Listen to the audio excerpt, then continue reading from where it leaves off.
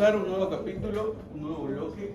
Yo sé que les debo nota, les debo todo, pero era ayer el día que teníamos que saldar deudas, pero lamentablemente no se pudo. Así que vamos a esperar un poquito ya. Tengan paciencia, yo sé que ustedes son y tienen esa paciencia, ¿no? Hay que esperar. Todo normal, estamos bien hasta ahora. Entonces este bloque abarca todo lo que es sistema nervioso autónomo y sistema nervioso central y cardio. Son tres unidades en este bloque. Entonces vamos a tratar de hacerlo lo más rápido posible para terminarlo pronto y para pasar al siguiente bloque, ¿no? Bueno, para comenzar, vamos a hablar un poquito. Seguramente esto van a recordarnos, ¿no? Y aplicar los medicamentos que vamos a ver aquí. El sistema nervioso, como todos sabemos, el sistema nervioso tiene una clasificación. Se clasifica en el sistema anatómicamente, fisiológicamente, histológicamente, como ustedes quieran. Se clasifican en sistema nervioso central y sistema nervioso periférico. ¿Okay? Este tema es bonito porque se relaciona mucho con fisiología. O sea, saben fisiología bien, este tema en el bolsillo, ¿no? Bueno, una división que vemos aquí es la división del sistema nervioso periférico, con fibras aferentes y fibras eferentes, ¿no? Fibras que salen, fibras que entran. Y tenemos sistema de la división eferente, un sistema autónomo, que viene a ser el entérico, el parasimpático y el simpático. Entonces, aquí vemos fármacos que ustedes los van a escuchar con unos nombres bastante interesantes, ¿no? Se llaman simpáticos miméticos. ¿Qué son los simpáticos miméticos? Mimetizan al simpático, o sea, remedan al simpático. Una clasificación que lo tienen Flores, que lo tiene Goodman en sus clasificaciones de fármacos. Ellos le van a decir, son fármacos simpático-miméticos, o sea, son fármacos que tienen efecto agonista simpático. Son fármacos que son simpaticolíticos. ¿Qué son los simpaticolíticos? Son aquellos que tienen función antagonista al simpático. Van a bloquear un efecto simpático. Ya vamos a ir viendo cuáles son, cómo son y cómo se dividen. Vienen a ver los parasimpáticos y los entéricos. Bueno, los parasimpáticos también se clasifican con un nombre bastante bonito, ¿no? Parasimpático-miméticos, mimetizan al parasimpático, y que son agonistas parasimpáticos, y parasimpaticolíticos.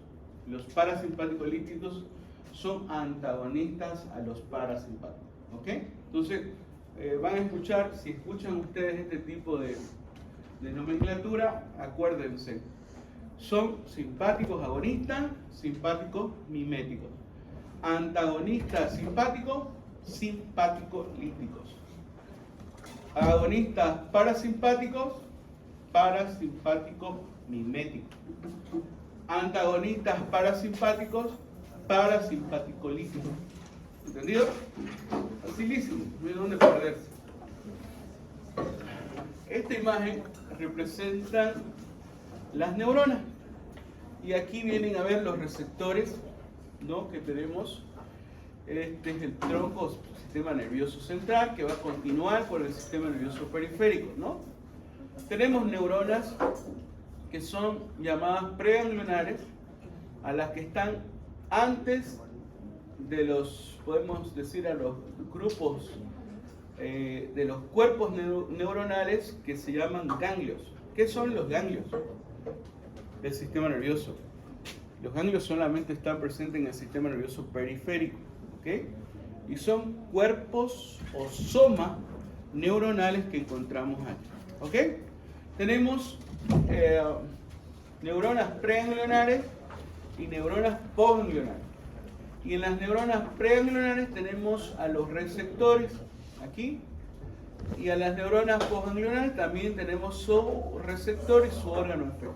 Entonces, los fármacos a estos niveles pueden ir a las neuronas preganglionares como a las neuronas postganglionares. Vamos a ver cuáles son, cómo se clasifican, ¿ya? Solamente estamos hablando un poquito de la anatomía, la fisiología del sistema nervioso. Entonces, tenemos neurotransmisores que van a ir que son preganglionares y neurotransmisores que son postganglionares. Miren aquí.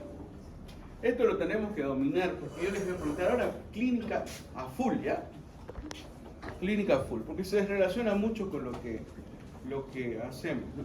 Entonces, por ejemplo, el simpático. ¿Qué produce el simpático? Midriasis.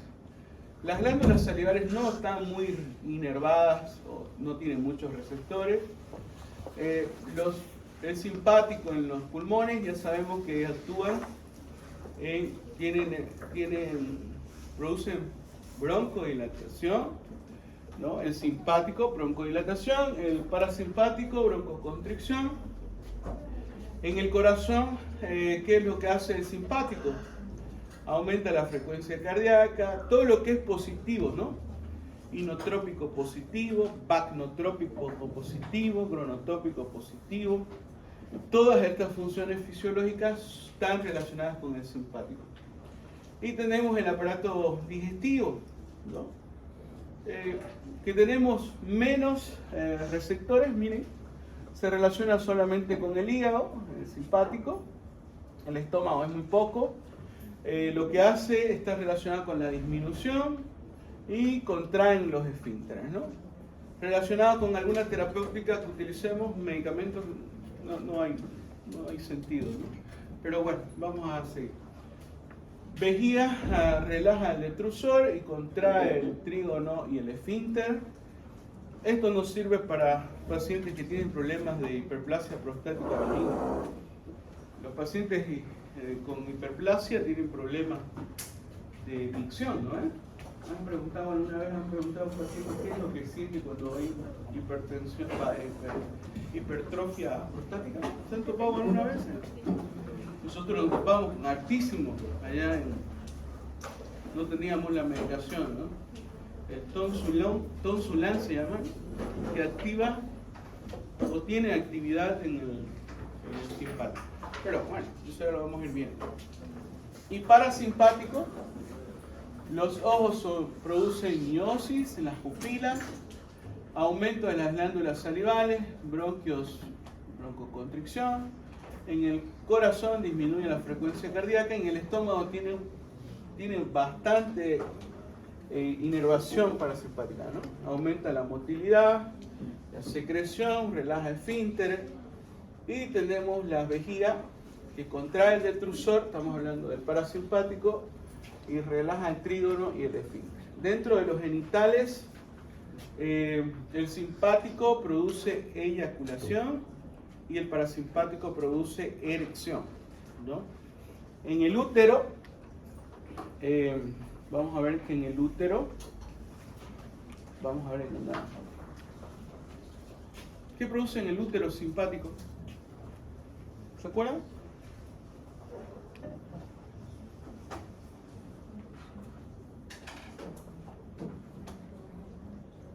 ¿Qué produce en el útero el simpático?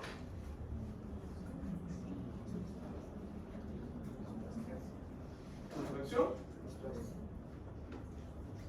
¿Qué dice? Por ahí escuché. No hay aquí, creo. No hay. ¿Qué produce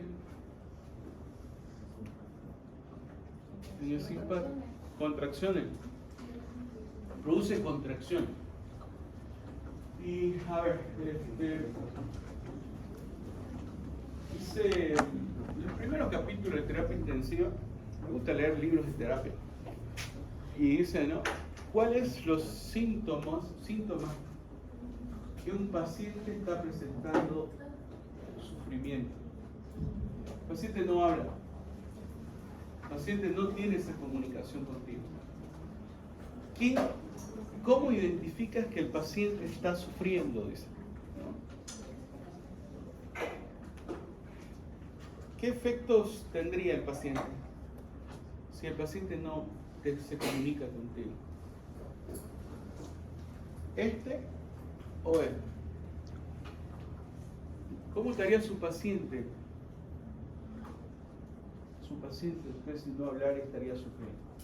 Características simpáticas. Por los gestos, no se mueve el paciente. ¿Ah? Fácil.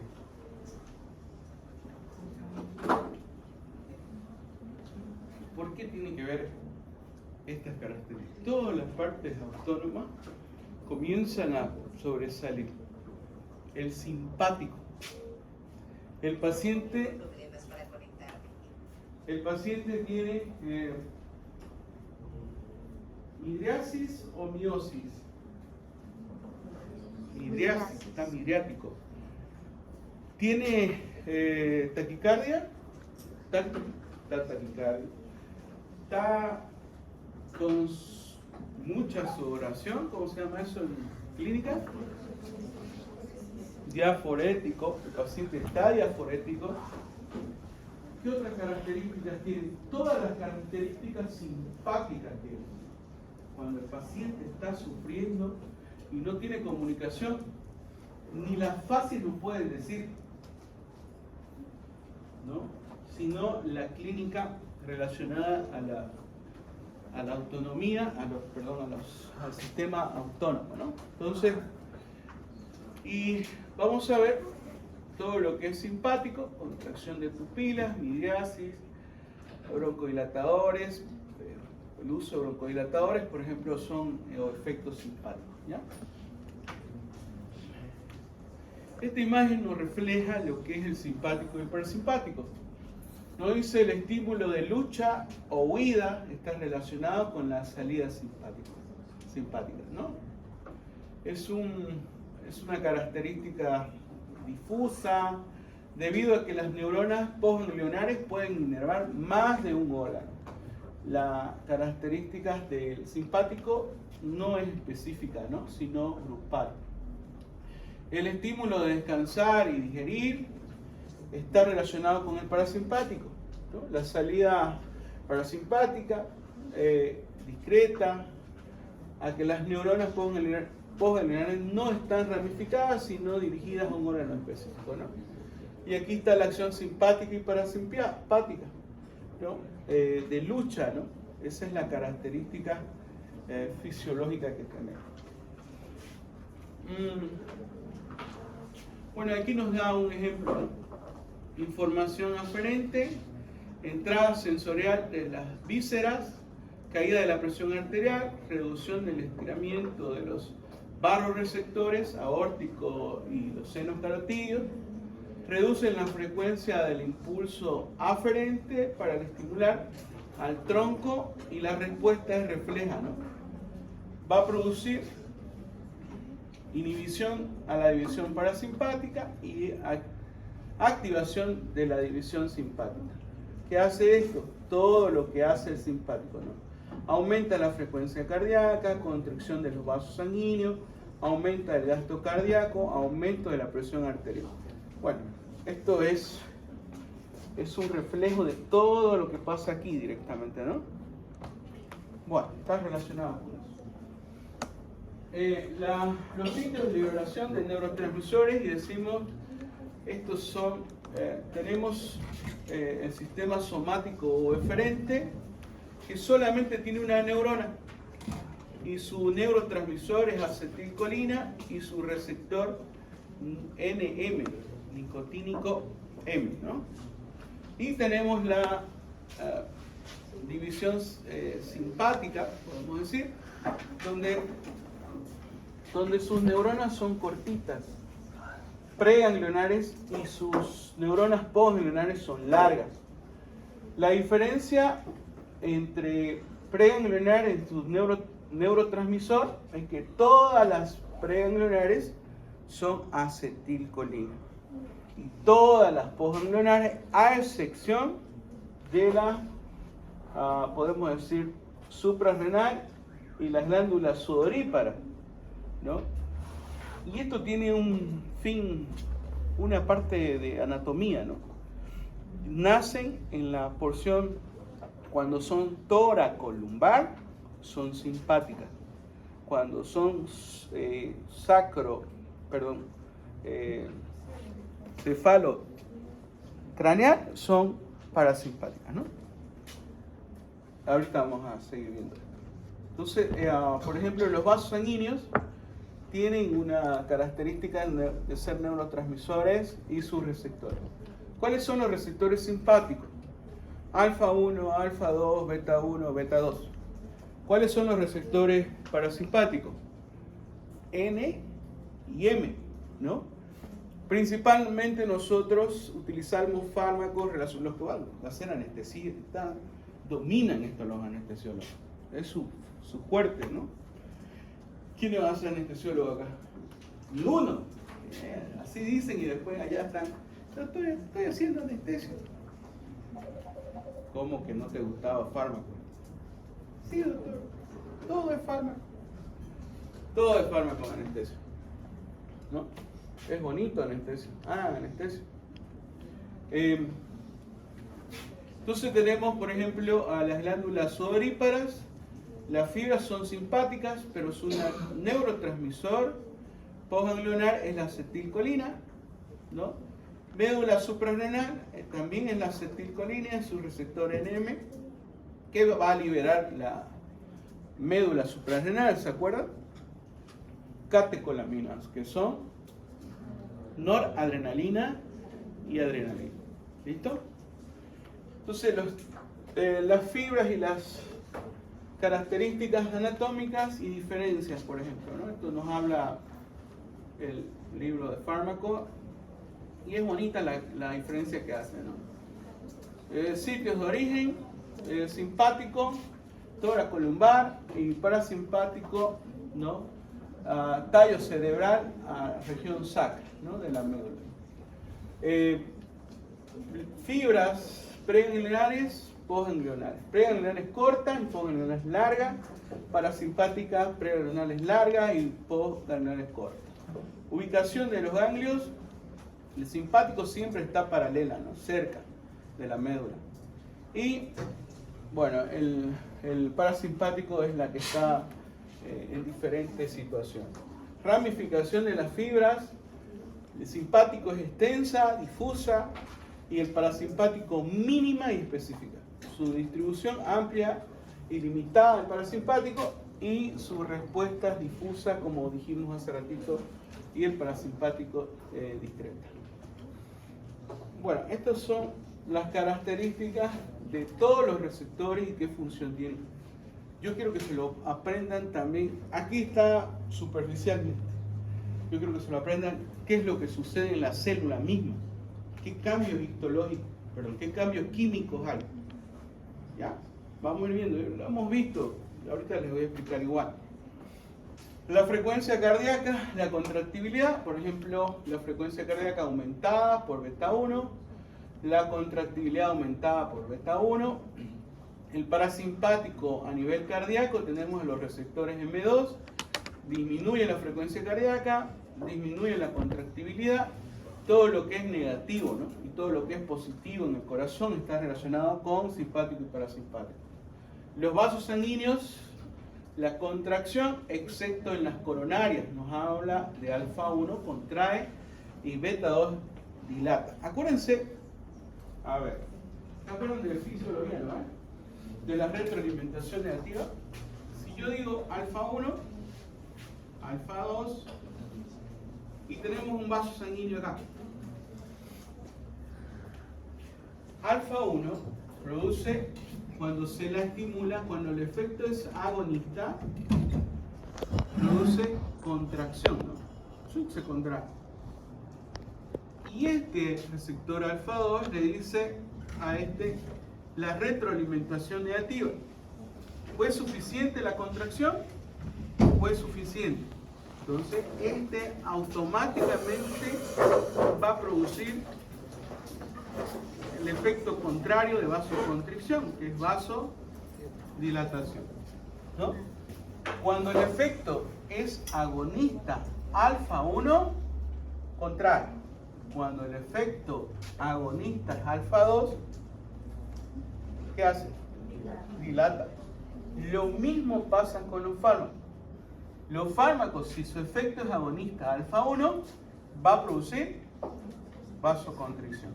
Cuando el efecto alfa 2 va a producir, ¿tenemos fármacos de esas características? Sí. Vamos a tener fármacos que producen vasoconstricción, vamos a tener vasodilatación principal. Alfa 1 y alfa 2 lo encontramos en los vasos sanguíneos principales. ¿Listo? ¿Qué hace en el músculo bronquial? Decimos que beta 2 produce broncodilatación, ya lo sabemos eso como su nombre, lo sabemos. Es un efecto simpático de sus receptores beta 2. Secreciones bronquiales disminuyen. ¿Qué pasa con el parasimpático? Contrae y aumenta la secreción. ¿En qué situación vamos a ver ese tipo de situación clínica?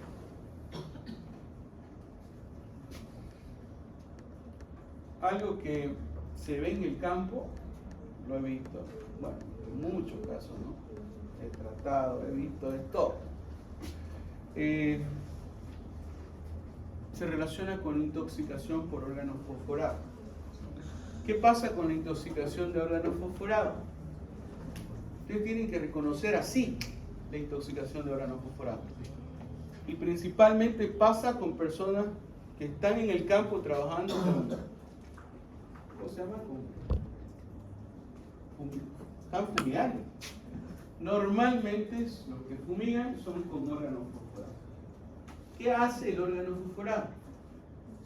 El órgano fosforado lo que hace es inhibir la acetilcolinesterasa, lo que va a producir un aumento de la acetilcolina, lo que va a producir un síndrome parasimpático, aunque lo he buscado en la IA y como síndrome ya no entran, ¿no?, en este tipo de situación. Pero nos dice, ¿no?, que en alguna situación vamos a ver todo lo que es parasimpático positivo. A ver, midriasis o miosis. Ojo chicos, dilatación de las pupilas o contracción de las pupilas. Midriasis o miosis. Va a haber miosis. Glándula. Las glándulas salivales. Vamos a hacer así. Glándula. ¿Va a aumentar la secreción o va a disminuir? ¿Ah? Es como si estuviera babeando el paciente. Ustedes lo van a ver y la secreción comienza a salir. ¿Qué pasa con los pulmones? Ustedes ocultan y van a escuchar.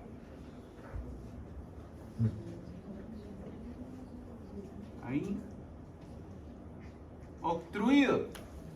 Broncoconstricción. ¿Escuchan? Totalmente disminuido y se escucha también mucha secreción bronquial. Hay mucha secreción. Eso está aumentado vasoconstricción.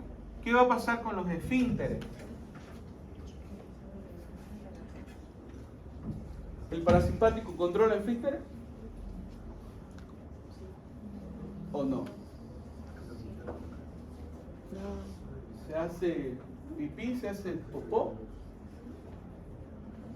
Nos dice el parasimpático, ¿no?, va a relajar, ¿no?, los esfínteres. Contrae M3, músculo liso, aumenta el peristaltismo y la relajación de esfínteres, o sea, se hace pipí y se hace popó. En otras palabras, más de nosotros, ¿no? Porque ¿qué es la otra palabra de defecación? ¿Cuál es? ¿Qué dice Harrison de las defecaciones? ¿Cómo la nombra? Ya, van a leer Harrison, ¿qué dice? Bueno, pero todo esto produce un síndrome parasimpático. Entonces, está relacionado con sus receptores, está relacionado con la función específica de este tipo de situación. Bueno, esto ya hablamos en la piel, que produce piloerección. El paciente cuando está sufriendo tiene piloerección. Acérquense a los pacientes que tienen y están en terapia intensiva, ¿no? El simpático está totalmente elevado. Parasimpático contrae esfínteres. Bueno, ya sabemos qué es lo que hace. Riñón. El simpático está relacionado con la secreción de renina. ¿Qué pasa con nuestra secreción de renina? Cuando se activa el sistema renina-angiotensina, ¿no? Renina, angiotensina, va por ahí, angiotensina 1, angiotensina 2, receptores de los vasos, y bueno, también la aldosterona, ¿no? La aldosterona. Ahora, cuando el simpático aumenta, el sistema renina, angiotensina, aldosterona también lo va a hacer, ¿no? La parte de la eyaculación está relacionada con el simpático y la erección con el parasimpático. Hay una tabletita que en la brigada me decían, doctor, no buscaban y no buscaban. Se llama sildenafil. ¿Sildenafil lo conocen? ¿Alguno? ¿No conocen los chicos? No. Es un estimulante erector del pene, ¿no? ¿Qué es lo que produce? Es vasodilatación. Produce liberación de óxido nítrico para la liberación, ¿no?, de ser un vasodilatador de este nivel.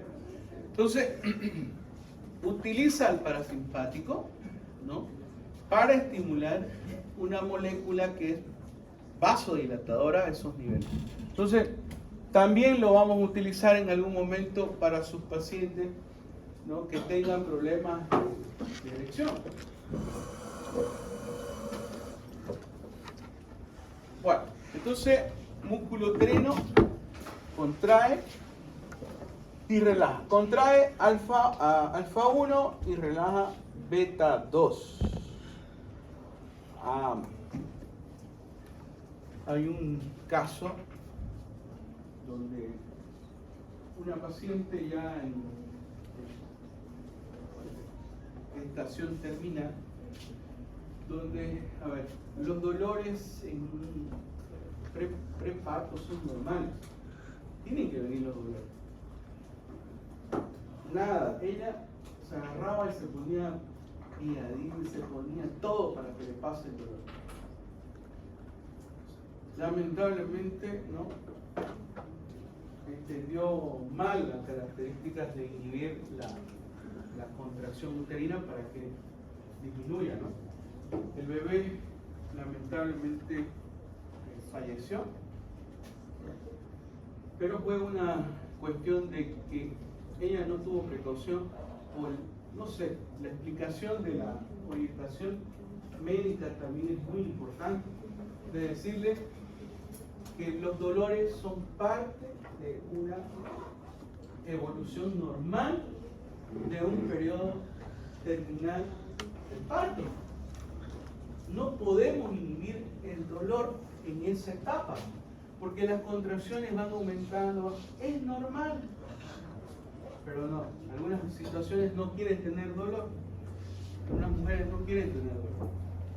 Entonces, por supuesto, ¿no?, en otros países hay, aquí en Bolivia todavía no existe, bueno, en algunas clínicas que te cobran $20,000, $30,000 por este tipo de partos, utilizando partos para dolor. Pero son situaciones especiales, pero podemos inhibir al músculo uterino utilizando ¿no? Efectos relajantes o bloqueadores alfa 1. Parasimpáticos no hay efecto. Y aquí me voy con lo que tenemos que aprender en este mecanismo dentro de la célula o lo que pasa dentro de la célula. Señalización endocrina, la liberación de hormonas, va al torrente sanguíneo y tenemos sus receptores. Parácrinas, contiguas o paralelas, podemos decir, y señalizaciones simpáticas. Entonces tenemos el botón presináptico, hendidura sináptica y la membrana postsináptica. Esto es lo que hablábamos anteriormente, ¿no? Los neurotransmisores preneuronales, postneuronales. Y esto es hermoso, esto quiero que ustedes lo aprendan así, dibujadito, ¿no? Está relacionado con la función dentro de la célula en los neurotransmisores, ¿no? Por ejemplo, aquí, esta es ionotrópica, donde los potenciales están relacionados con entrada y salida de iones, ¿no? Ionotrópicas. Cuando la actividad dentro de la membrana celular se relaciona principalmente con este tipo de actividad intramembranosa. Apertura de los canales de sodio, bloqueados los canales de sodio directamente al espacio intracelular. Este mecanismo está relacionado con actividad de un neurotransmisor dentro de la célula relacionado con la proteína G, ¿no? Aquí, por ejemplo, GS va a estimular adenilato ciclasa, va a producir actividad en la proteína quinasa y va a producir fosforilación de las proteínas. Algunos de ustedes me gusta porque estudian esto. Yo me doy cuenta que estudian porque ustedes en la parte teórica, en la parte de los medicamentos, profundizan ahí. No todos profundizan ahí, pero sí, los que profundizan son contaditos. Y me gustaría que todos lo hagan, pero bueno, también todo es mucha cosa, ¿no? La proteína G, por ejemplo, va a activar la proteína C, fosfolipasa C, va a producir la activación de diacilglicerol y trifosfato de inositol, ¿no? Produciendo la liberación de calcio, trifosfato de inositol y diacilglicerol, la fosforilación de las proteínas quinasas, ¿no? Y la actividad celular. Esto es lo que pasa dentro de la célula. Cuando yo les digo beta 1, ¿qué es lo que hace? Está relacionado con GS, estimulador, va a producir una actividad en adenilato ciclasa, va a producir actividad en el AMP cíclico, va a producir 2 segundos mensajeros, que son estos dos, ¿no? Que van a activar el CAMP, la proteincinasa PK, que van a producir la fosforilación de proteínas. Bueno, eso es parte de movimiento celular normal que hace la célula. ¿No? Puede activarse o puede inactivarse con GI. Tenemos a los neurotransmisores adrenérgicos, ¿no? Está relacionado con esta característica, ¿no? Todos están relacionados con la formación de catecolamina. L-tirosina, gracias a la tirosina hidroxilasa, va a producir la L-dopa. ¿Tenemos fármacos relacionados a la L-dopa? ¿Sí o no? ¿Sí? ¿En qué tratamiento podemos utilizar la L-dopa?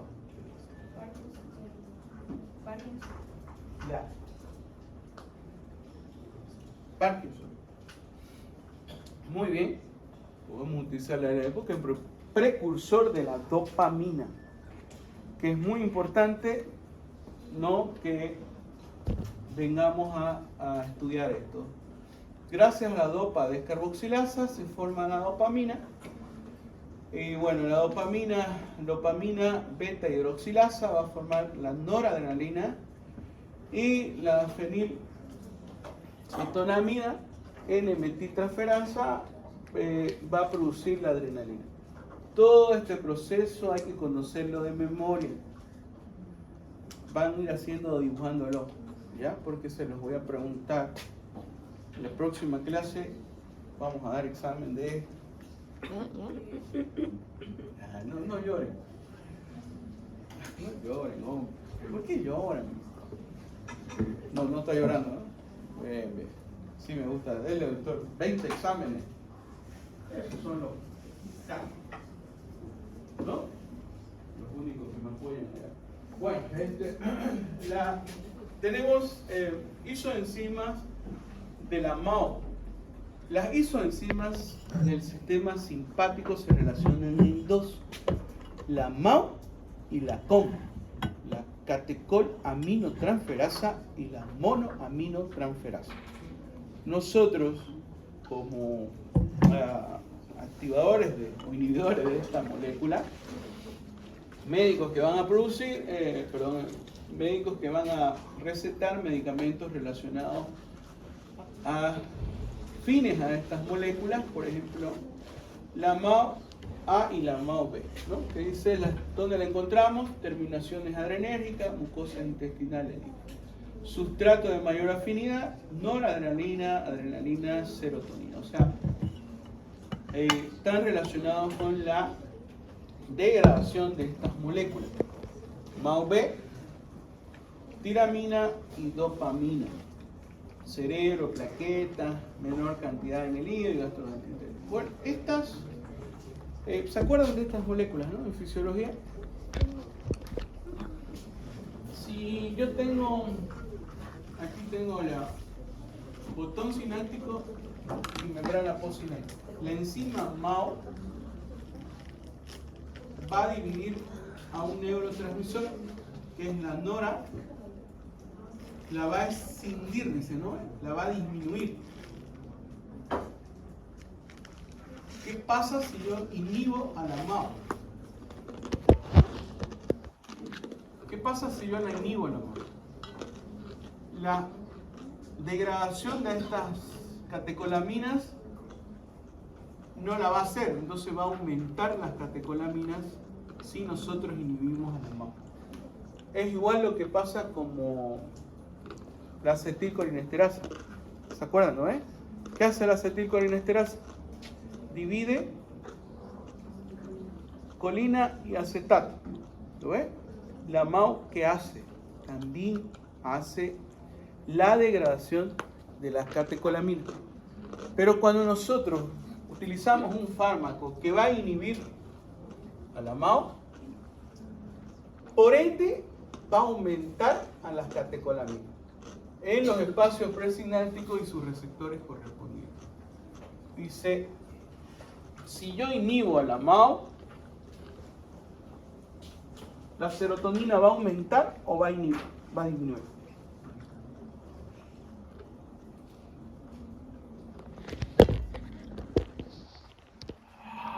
Si Abril lo ha explicado. Dios mío. Otra vez. ¿Qué dice el compañero? Va a aumentar, pues. Va a aumentar.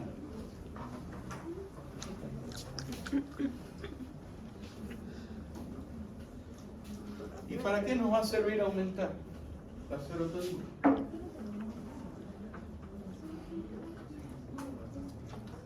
¿Qué patologías están relacionadas con disminución de la serotonina?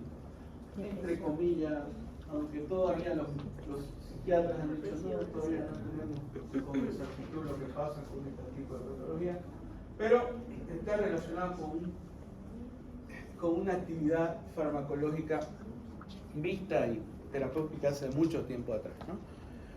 Se llama síndrome depresivo. Bueno, entonces todo esto está relacionado con lo que he explicado. Bueno, aquí tenemos, según criterio selectivo en los receptores, agonista no selectivo, alfa 1 o beta, es la adrenalina. Noradrenalina, isoproterenol y efedrina. Cuando dice no selectivo, quiere decir que va a activar 1 y va a activar 2. ¿Ya? Cuando dice agonista, quiere decir va a activar positivamente a alfa 1 y positivamente a beta 1.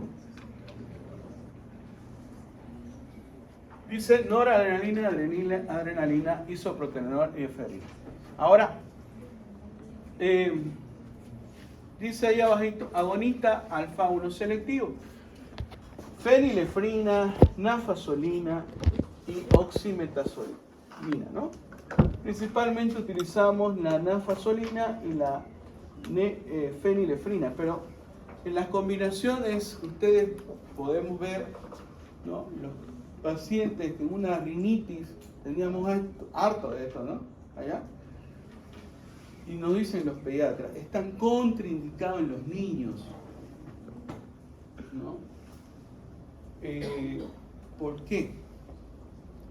Porque solamente nos va a durar un día, o sea, en el adulto también, por supuesto, ¿no? La vasoconstricción y va a disminuir la rinorrea, es verdad, va a disminuir la rinorrea. Pero al otro día lo vamos a tener al niño otra vez moqueando, ¿no? Entonces son medicamentos muy específicos y selectivos, por ejemplo, a alfa 1. Agonista alfa 2 selectivo, clonidina metildopa. Si yo digo agonista alfa 2 selectivo, esto está relacionado con un vaso sanguíneo. ¿Qué va a pasar? ¿Va a contraer o va a dilatar? Otra vez, Dios mío, hace ratingo les expliqué con Chuy todavía. Va a dilatar. ¿En qué tipo de pacientes puedo utilizar? Si va a dilatar, tenemos el gasto cardíaco y la resistencia vascular periférica. Estas dos se relacionan con la presión arterial. ¿Sí? ¿Se acuerdan de fisiología, no? Precarga, todo el volumen que llega al corazón. Postcarga, el volumen sanguíneo que sale del corazón.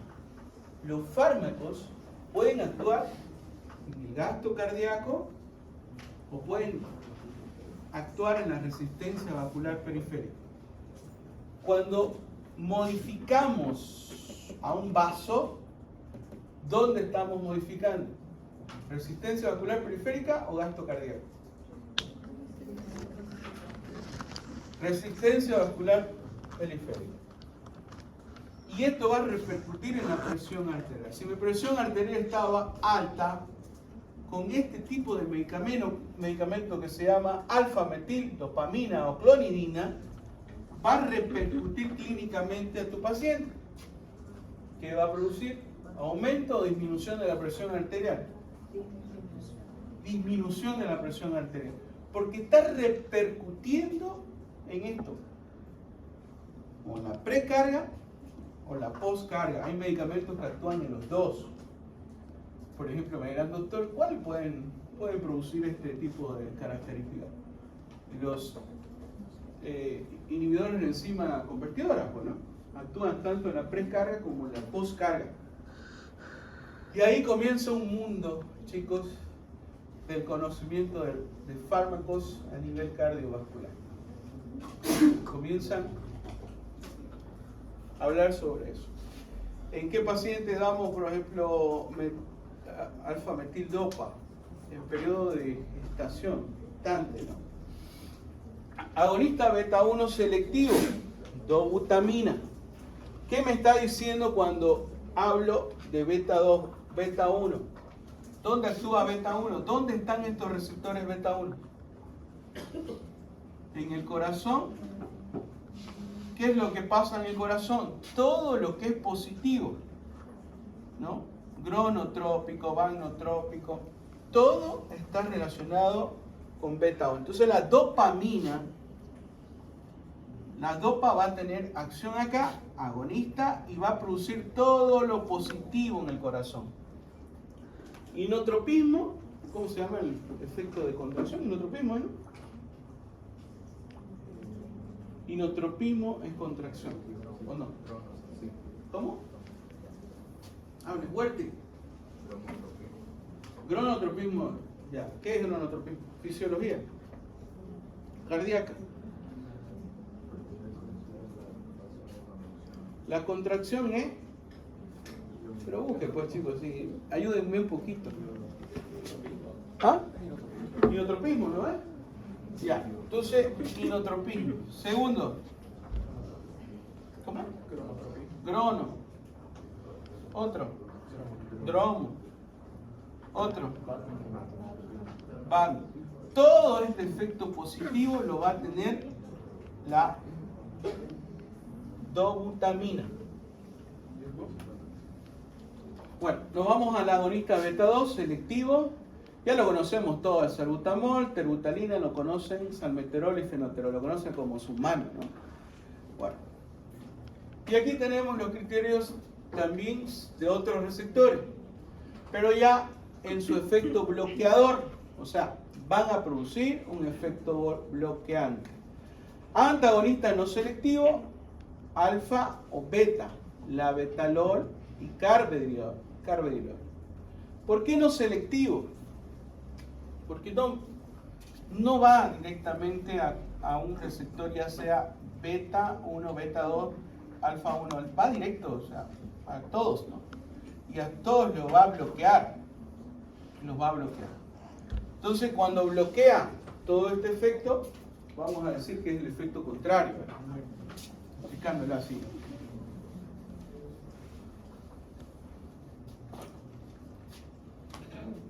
Si el efecto es antagonista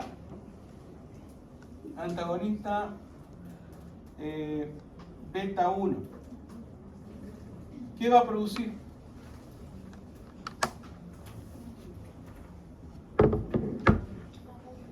Todo lo negativo de lo que sucede en el corazón, pero principalmente la contracción muscular.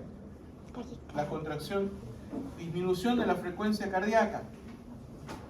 Cuando disminuyemos la frecuencia cardíaca, ¿dónde va a repercutir? ¿En el gasto cardíaco o la resistencia vascular periférica? ¿Ah? A ver, ¿quién dice los dos? Levante la mano.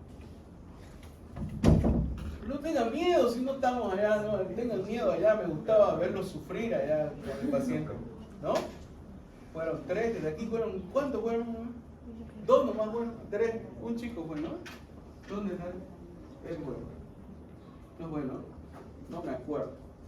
Todo lo que pasó en San José se queda en San José.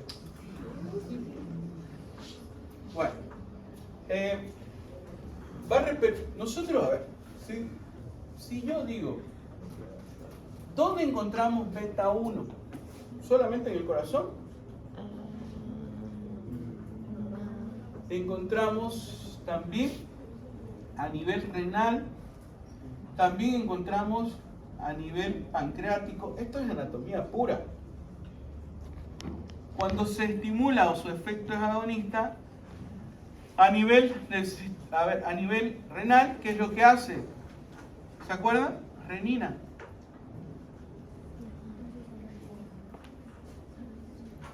A nivel beta, ¿qué hace?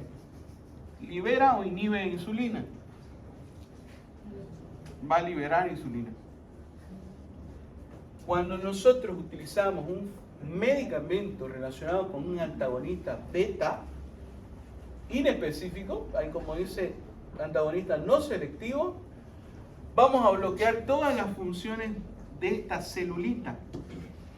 Entonces, va a repercutir en el gasto cardíaco, aquí, va a repercutir en el sistema renina, angiotensina, aldosterona. Eso es vascular o cardíaco. Vascular. Va a repercutir acá. Entonces, va a repercutir en el gasto cardíaco y va a repercutir en la resistencia vascular periférica, en los dos. Endocrinólogos, bueno, la parte de endocrinólogos es otro mundo también. Acuérdense que está relacionado con la liberación de insulina. Vamos a disminuir la producción de insulina. ¿Eso va a hacer que el paciente engorde? Buena pregunta. No sé si los beta-bloqueadores harán eso. Creo que no hacen eso. No tienen esa función. Pero estoy hablando de los beta-bloqueadores, ¿no? Estamos Claro. hablando de... No de los O sea, pero un efecto colateral podría ser, digamos, ¿no? Ya que influye en la insulina. Podría ser, pero no, a ver, vamos a revisar. Pero no creo que esté relacionado con un efecto secundario de este tipo de medicamentos. ¿Sí? Ok. O sea, el que utilizamos mucho aquí en Santa Cruz, bueno, los cardiólogos utilizan mucho carvedilol. Lo van a escuchar ustedes, todos los pacientes que toman carvedilol. Tiene una excelente evolución el paciente. Y por supuesto aquí están las investigaciones. Esto es farmacología solamente. Ustedes pueden comparar el carvedilol con la betalol, por ejemplo, o el propanolol. ¿Qué diferencia? Pero eso ya está relacionado con la investigación. ¿Cuál es mejor utilizar? Es como tuvimos los medicamentos que llevamos más eran ¿cuáles eran los que llevábamos más antihipertensivos, bloqueadores? ¿Se acuerdan? Ustedes no estaban pues conmigo, se fueron con pediatría. ¿Qué pregunta, doctor? ¿Qué medicamentos utilizábamos nosotros? ¿El paciente utilizaba enalapril o utilizaba ¿cómo se llama? Losartán?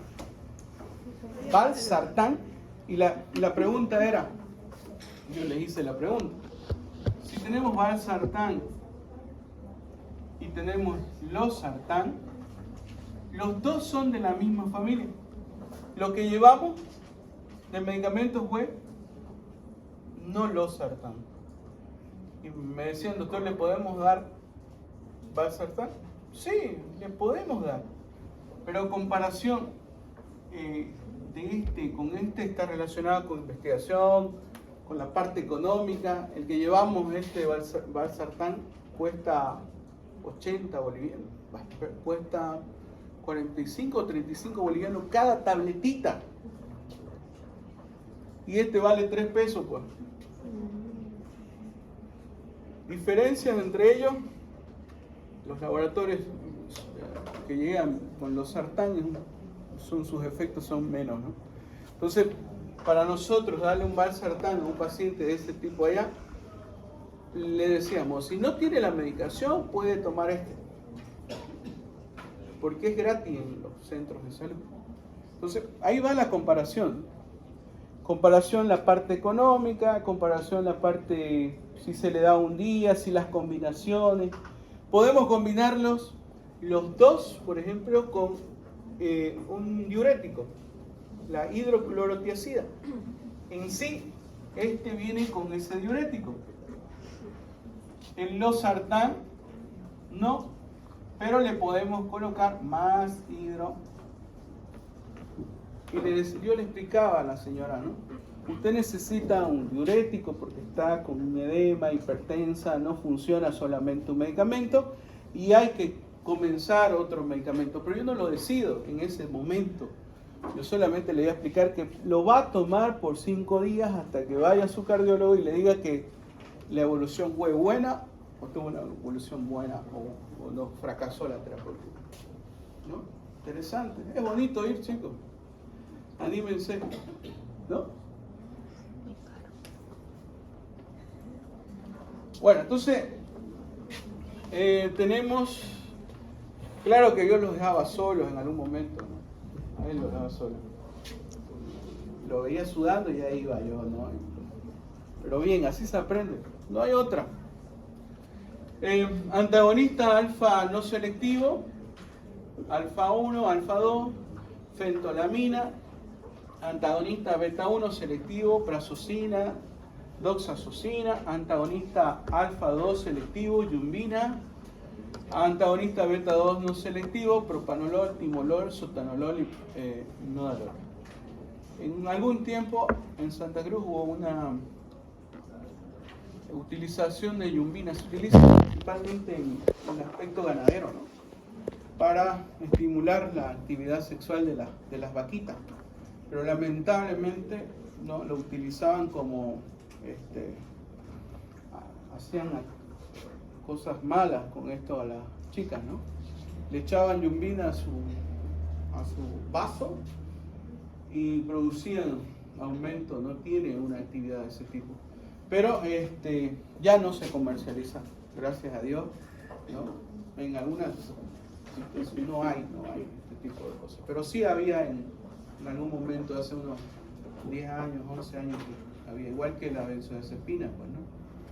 Pero bueno, antagonista beta 1 selectivo, atenolol, metoprolol. Antagonista beta 2 selectivo, butoxamina. Chicos, así quiero que repasen. Es facilito.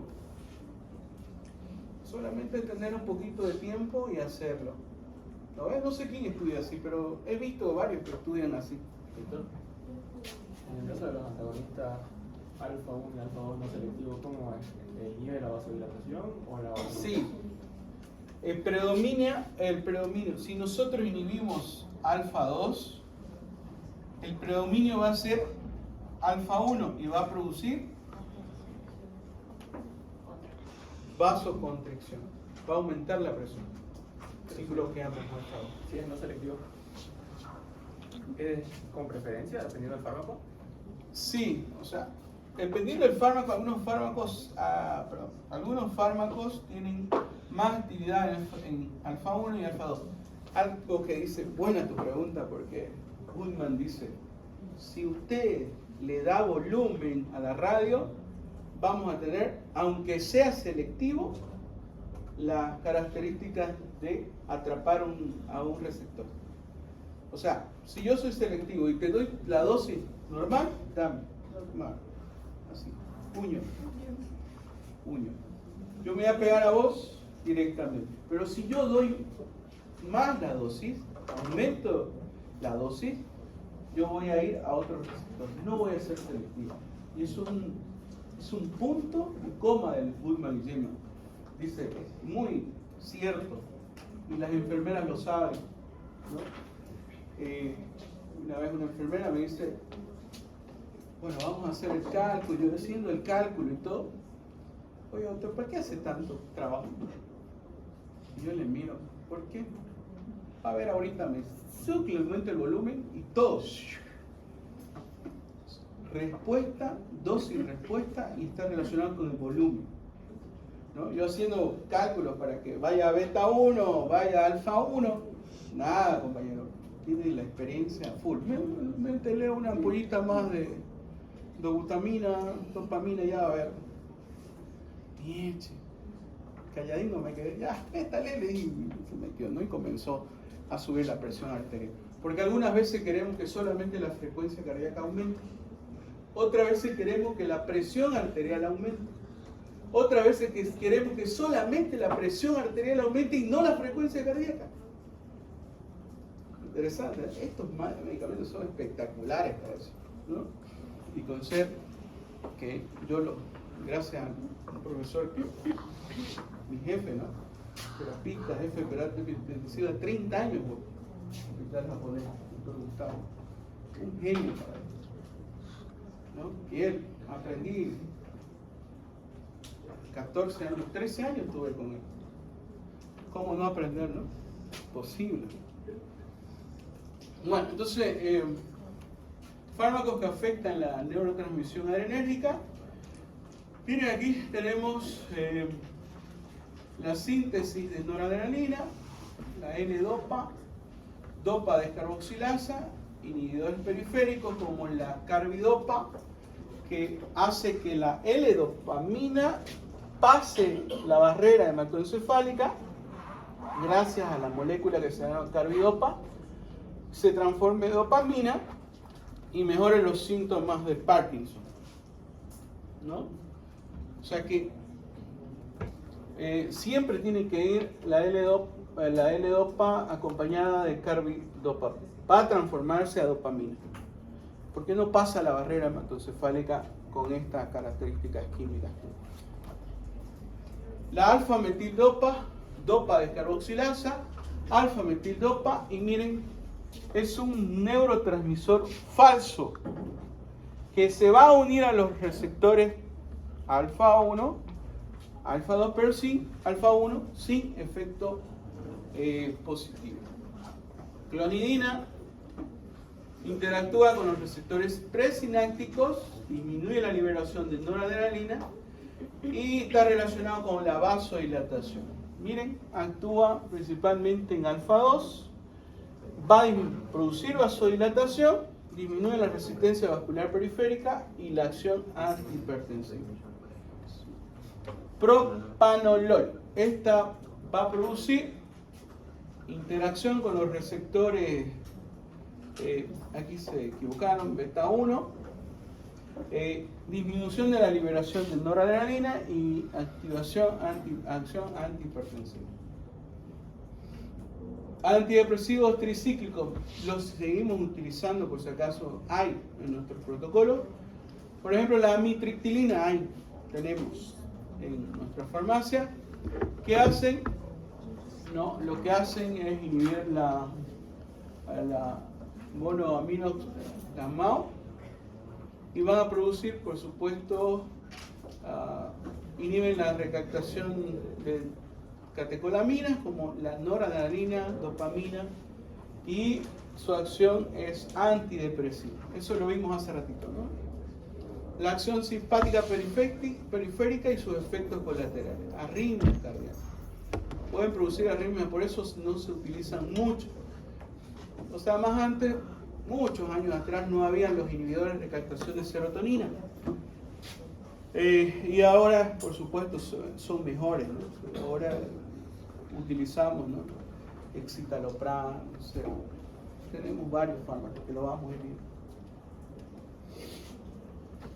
Neurotransmisores que afectan la neurotransmisor adrenérgico, pues, ¿no? La acción antidepresiva, inhibidores de la MAO, aumentan las monoaminas, nora, cero y dopa. Y con esto acabamos. Hasta aquí. Vamos a comenzar